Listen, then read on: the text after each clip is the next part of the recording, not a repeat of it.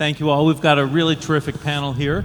I'll have each of the panelists introduce themselves, and then we'll get started. So, Joey, introduce yourself. Yep, sure. I'm a director of Xapo, the Xapo Bank, where I head up regulatory affairs, and I'm also the specialist consultant to the United Nations. So I deal with the training and assessments of regulatory authorities all over the world and what they're doing on VASP-related standards. So that's me. Manmeet.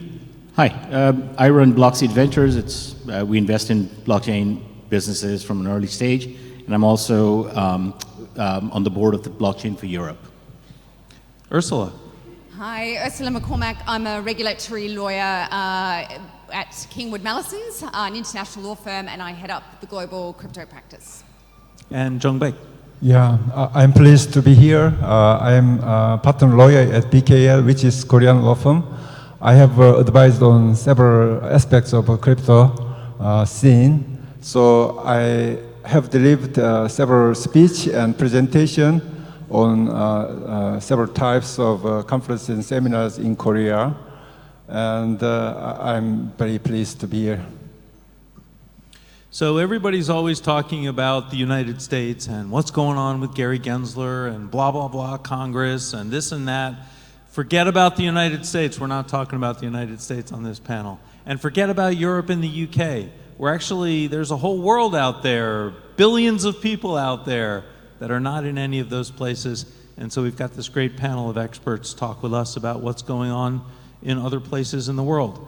Maybe for the first question, I'll ask each of you to talk about one or two jurisdictions that you're familiar with and what sort of the key issue or issues is in each of those jurisdictions. So Urszula, why don't we start with you since you're wearing a white shirt?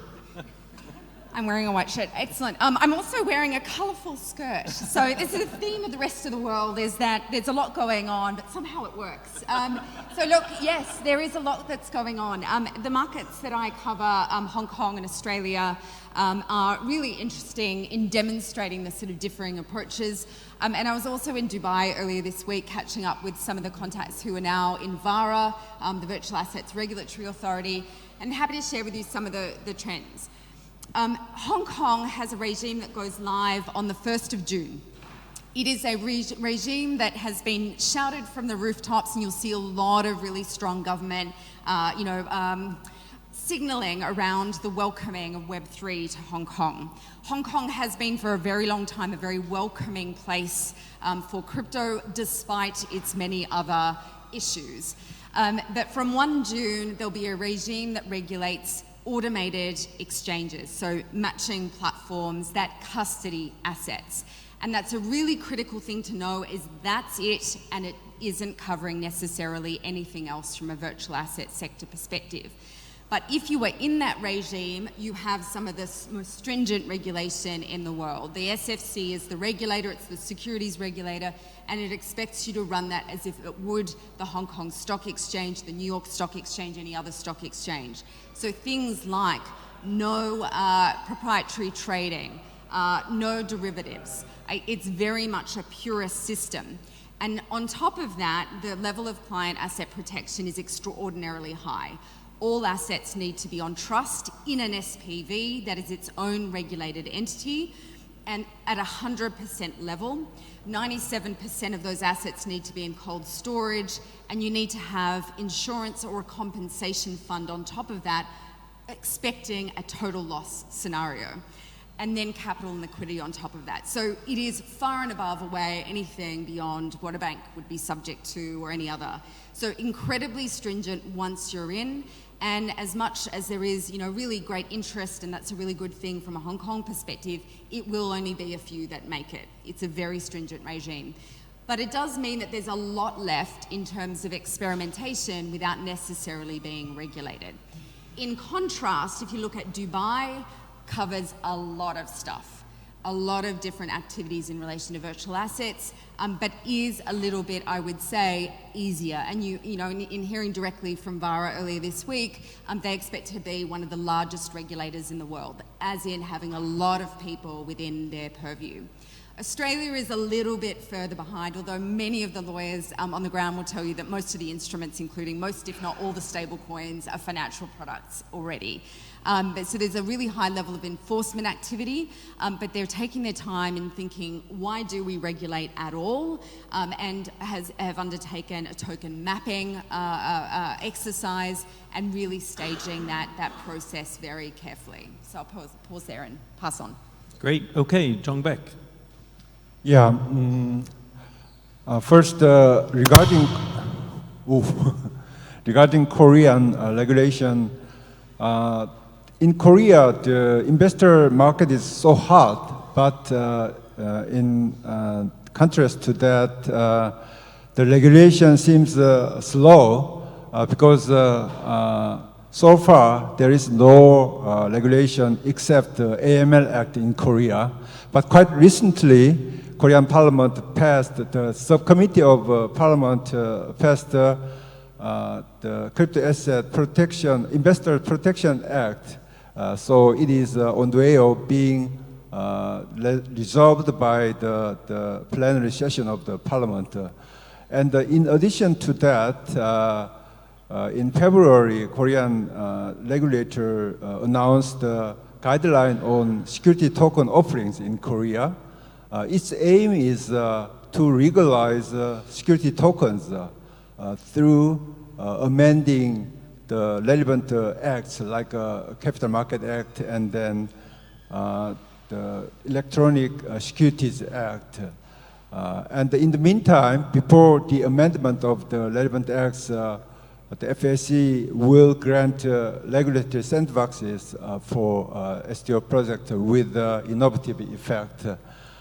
That's the whole picture of that. And then let me add some regulation in Japan.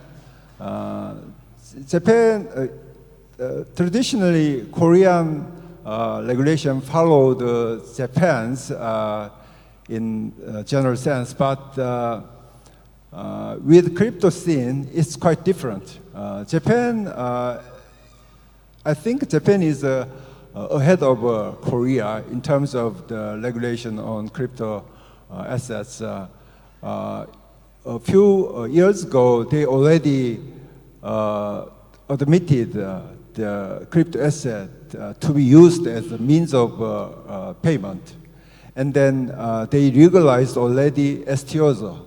And then quite recently, they made some regulation on stable coins as well, even though the requirement is that the issue of stablecoin or the stablecoin service provider should keep the collateral, fiat collateral, by Japanese custodians. And then further to that, Japanese government has some special committee regarding Web3 adoption. They have some plan to legalize DAOs into Japanese legal systems. Yeah. Great. And Manmeet, what's going on in your world? Okay, so I guess in contrast to Ursula's white and colorful attire, me being in all black maybe indicates something, I'm not sure, but two jurisdictions that are important to me are India, where I'm from, and Singapore, where I'm based. And I guess the all black sort of represents the India position on this. So India has an outlawed crypto or doesn't have any clear regulations around it. However, there's no status to it yet. The central bank, governor, the minister of finance have been very, very negative on the entire industry, but regulations haven't come out. So you can still trade, you can buy and sell, but all the local exchanges, the way they make it sort of more difficult and onerous for retail participants to participate is that there's an actual transaction, a tax on every transaction, right? So that just makes it really difficult and more expensive for any participant, retail or institutional, especially on retail, to really participate in crypto legitimately and so on. So that's sort of, India's trying to figure out exactly what rule and law to put in place, and until then, be wary. Singapore started off a lot more, I think, open to blockchain. And I think when we look at regulations, maybe there are like sort of three buckets to kind of look at it in. One is the regulations and existence around and rules around the existence of exchanges, domestic exchanges, right? The ability for retail to actually participate in purchase and sell of tokens. The second one is for businesses, startups, and whatever to have the right regulatory framework for them to set up a business that leverages blockchain, may have tokens, may not have tokens, or whatever, but then it has a play towards a consumer, towards the retail segment, which for regulators is a large part of what they're all worried about. And the third part is towards the business segment, so like B2B versus B2C kind of play. So in that, I think from an exchange perspective, Singapore has been fairly open in allowing for licensed exchanges. Very few, but you have that, and you have the ability to participate offshore as well. So retail has access on and off ramps for crypto. In terms of startups setting up their business in Singapore, being able to issue tokens and have investors coming in from other parts of the world, that's quite easy. Some of the foundations, for example, for blockchain companies and all are based out of Singapore. And that's been sort of fairly easy. There's a standard set of templates, rules, and regulations around it, so you have predictability, you know what you can, what you can't do. On the B2B side, it's been a mixed bag, I think, with Singapore right now. The local regulator, it's an all-in-one regulator called Monetary Authority of Singapore. You know them very well, obviously. And they are in the midst now of consultations with industry to sort of figure out what is the best regulatory framework. But what's more important, I think, in contrast with what you see in the US and possibly even in Europe, is that, if you understand Singapore and Singapore Inc., if you want to call it, there's this one master regulator, then they have these sort of sovereign wealth funds that are big investors, and these are large investors in both early stage ventures and late stage ventures and so on.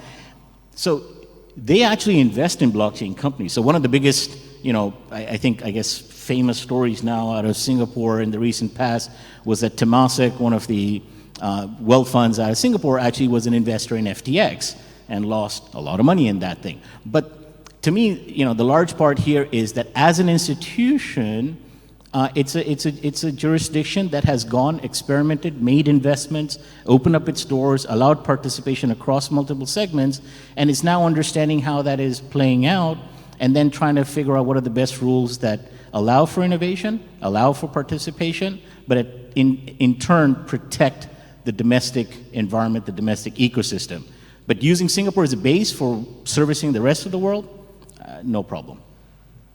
Great. And Joey, talk a little bit about some of your UN work and what's going on. I think it's an amazing world that we live in, right? And actually, we've heard our colleagues before talk about Mika, etc. None of the top 25 platforms in this world operate within the EU. And obviously, I'm a big supporter of regulatory certainty and clarity, and that's all super fantastic. But the reality is, frameworks like the Payments Act in Singapore came into effect in 2018. In Gibraltar, it was like 2017. There are lots of frameworks around the world that have developed over time, and that has a huge amount of value and a huge amount of actual activity that's being conducted in the world. It's a digital, online, global, cross-border based infrastructure. So your domicile or your base is obviously key and core, but it's not like it was in the olden days. In the olden days, if you weren't a hedge fund registered in managed from New York or London, it's a bit questionable. If you're a private bank and you're not in Switzerland, it's also slightly odd. But in this world, that's not the case. And I think lots of jurisdictions have raised that. And there's been loads of issues, by the way. And, we mentioned FTX. That's another problem. Sort of Mika is wonderful on one side of things. How many of the regulatory authorities within Europe have the competence and understanding to properly monitor and supervise this industry? I'm not really sure. Remember that in the Bahamas, there was law and a regulation around client segregation of assets, corporate governance. It was all legislation. Did the authorities have the capability to actively monitor that and implement it? Not really sure that they did. And the EU, to an extent, is slightly in that world. And I'm not going to go on a sort of EU bashing exercise or anything, but there are lots of questions around that, and we talked about all these new frontiers. Decentralized finance as a concept is like super interesting and wonderful. In the Philippines, they've already developed a framework to try to bring that within some form of perimeter. In the EU, it's not really clear. Some people say it'll form part of MiCA 2.0. Some people say, well, actually, if you look at the text and unless you really clearly define what an exchange is or what the reception or transmission of an order is, I can tell you there are going to be European authorities that form a view that decentralized finance falls within scope. And you have the FATF, and they're talking about this concept of influence and control. How many of the authorities are going to take that in? There's going to be lots of different interpretations around the EU as well, and it's wider than MiCA. So, the Data Act that people are maybe don't talk that much about, Article 30 yet, but that has a requirement for the interruption and termination of smart contracts as a requirement for the smart contract. What is the implication of that, the Data Act? And people talk a lot about interactions with unhosted wallets or interaction with DeFi-related platforms. So have they understood the implications of the TFR, the transfer of funds regulations? Sometimes they haven't. Lots of other countries, I'm not, by the way, and I'm interested in everyone's thoughts. Sometimes you hear MiCA is going to be the GDPR of regulation and the whole world is going to copy it, but the whole world has done a lot of things. The world is not sort of waiting for one benchmark and then they're going to spend another 5 years revising their legislation. They're very developed, and it's another silly example, but I was with the Bika platform in Thailand. They control, 90% of the volume in Thailand or something.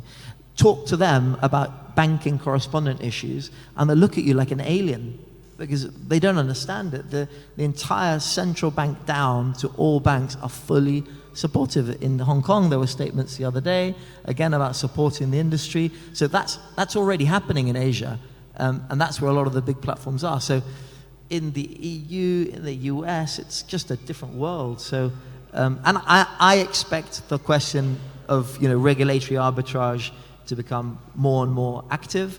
Even within the EU, it'll become more and more active, and EU versus rest of the world will also become more and more active. So I think it's important to understand what's happening in the world, I think, yeah.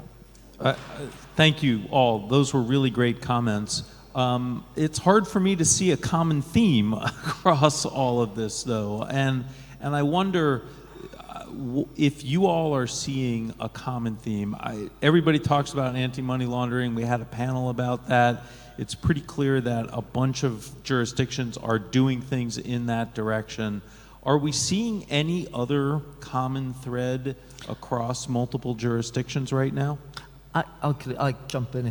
Just super high level, what I would say, if there was a common theme, it would be away from the 2019 FATF recommendations around registration and AML to the scope of actual prudential supervision, of actual regulation. So that is a definite common theme. The FTX blow-ups and other things like that have raised a lot of triggers with a lot of authorities. And then the other theme, or the difference that I see anyway, is some authorities are really open to discussions around, zero knowledge proof based on-chain compliance, or the concept of embedded supervision for a decentralized platform. Some of them are really open, some of them are really, really closed. So I am not going to convince the SEC to reform a view on how to approach DeFi risk. But I can have that conversation with lots of, and I think that's a bit of a trend as well, that the adaptability of some versus the sort of stringent position of others, and the move away from AML. Running KYC checks is not going to be, being regulated as a VASP is going to be a lot more than that, I think, moving forward.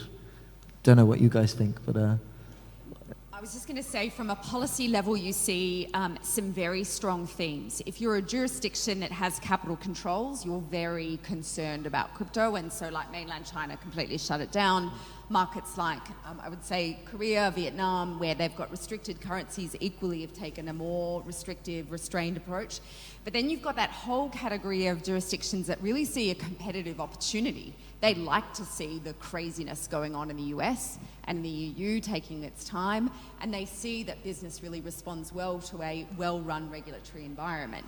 And if they can make the ecosystem work, so that nudge into banks, that's a really strong thing. So Hong Kong is desperate to get business back to Hong Kong, and so that means that it's got a really strong policy objective.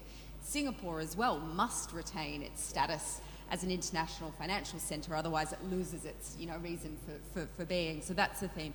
The other key theme I see is experimentation at a government and incumbent level.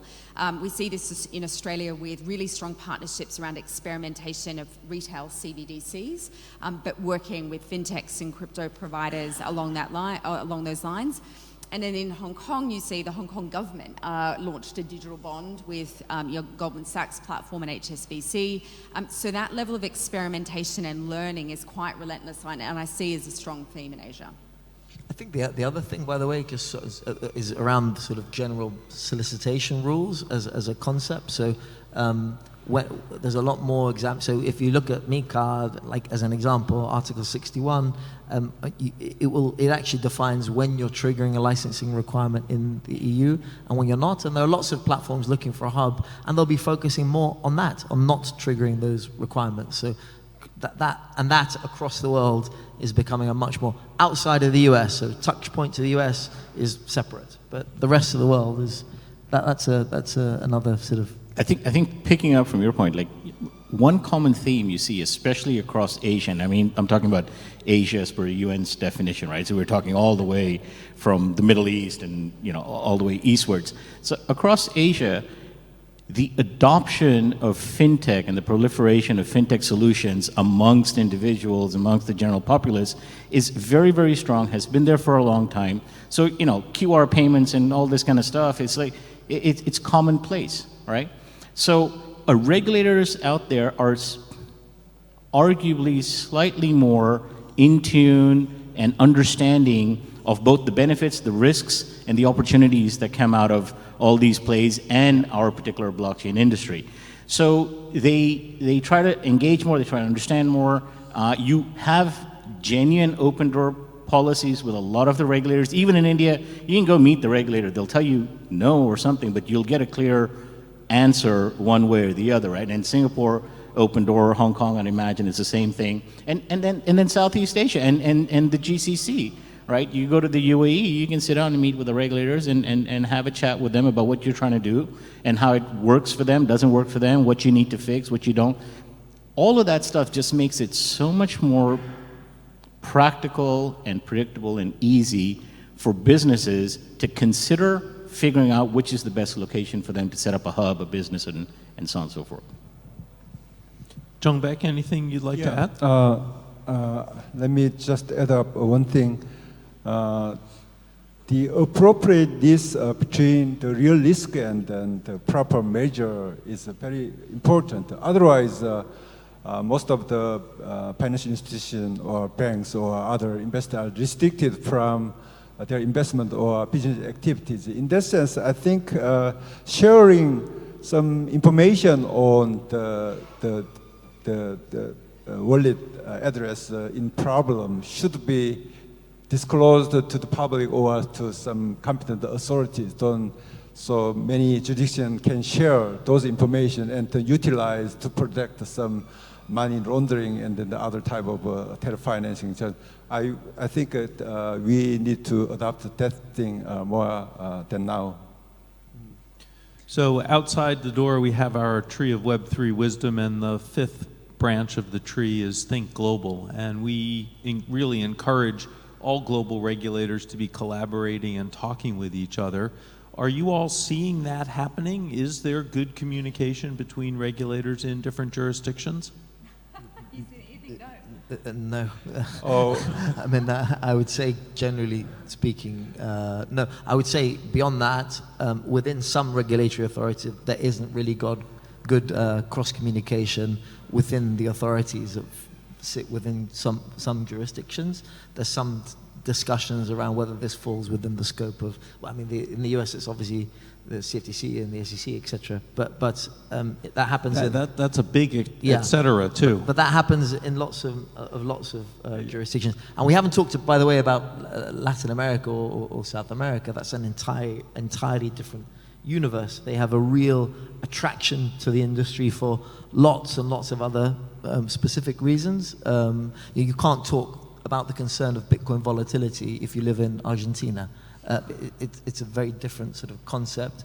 There is a lack of clarity there as well. And I think recently the IMF announced that the $45 billion funding into Argentina would be restricted on the basis that they started to close contact with crypto-related platforms. There was some Lumio that introduced a sort of trading element to Bank of Galicia in Argentina, and that was by the central bank cut off within 24 hours because they're trying to restrict those controls and everything. So that's very general, but as a general point, you guys might have a different view, but I would say cross-jurisdictional or standard-setting exercises are not happening anywhere near enough. I don't know. Yeah, regarding security token offering, Korean government is keen on what's going on with the American regulation. So in that sense, unofficially, they contacted the SEC. What is the proper regulation on security tokens? But the problem is that both countries have different legal system, basically. So America has got a negative regulation system, but Korea has got positive regulation system. So it's not easy to have benchmark as it is, right? There actually isn't even a benchmark, not on the standard regulation, but on what a virtual asset is. There are so many different definitions that are sort of being... You know what? I feel like that's over. You know, that came up in the last session and is almost overblown. I did like the Dubai approach, which was just, look, you know, if it's a digital representation, it's in. Like, and there are some exceptions, but let's not play around whether it's a cryptographically secured blah, blah, blah, because someone will figure out a way to get around it. But I mean, in terms of cooperation, I see it a lot if you've got regulators that are part of other fora. So like Securities and Futures Commission is part of IOSCO. Yeah, IOSCO, they talk. Then also the other side to it is through the bilateral MOUs that exist between those regulators. And they will have an increasingly important role to play for global exchanges, because one of the biggest pain points for those exchanges is having to divide up their order books and having to comply with home market regulators as if they were distinct legal entities. So I think that will grow, but at the moment, most regulators are piggybacking, sort of checking things out, and then also think that whatever they're doing is probably the highest standard. Yeah, but they, like IOSCO developed the recommendations around market integrity as a standard for crypto asset trading platforms 4 years ago, 4 years ago, and no regulatory authority has really done it yet. SFC has? Good for you. So has Gibraltar.